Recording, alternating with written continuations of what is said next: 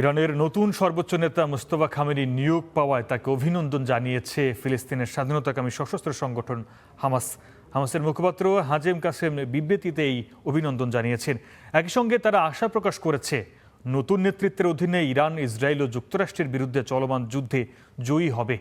এদিকে আলাদা এক বিবৃতিতে আরেক ফিলিস্তিনি সশস্ত্র সংগঠন ইসলামী জিহাদও মুস্তফা খামেনিকে নতুন সর্বোচ্চ নেতা হিসেবে নির্বাচিত হওয়াকে স্বাগত জানিয়েছে। সংগঠনটি বলেছে, বিশ্বের সব স্বাধীন মানুষ আপনাদের পাশে রয়েছে।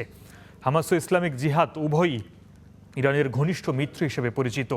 গত সোমবার ইরানের অ্যাসেম্বলি অব এক্সপার্ট দেশটির নতুন সর্বোচ্চ নেতা হিসেবে মুস্তফা খামেনিকে নিয়োগ দেয়। এর মাধ্যমে 1979 সালে ইসলামী বিপ্লবের মাধ্যমে রাষ্ট্র প্রতিষ্ঠার পর তিনি ইসলামিক রিপাবলিক অব ইরানের তৃতীয় সর্বোচ্চ নেতা হন। আমরা ইরানে আমাদের ভাইদের অভিনন্দন জানাই এবং নতুন সর্বোচ্চ নেতার সাফল্য কামনা করি। আমরা আশা করি তিনি ইরানের জনগণের সেই আকাঙ্ক্ষা পূরণ করতে পারবেন, যাতে করে ইসরায়েলি আমেরিকান আগ্রাসন পরাজিত করা যায়। সেই সাথে আগ্রাসী শক্তিগুলো যাতে ইরানের উপর তাদের ইচ্ছা চাপিয়ে দিতে না পারে।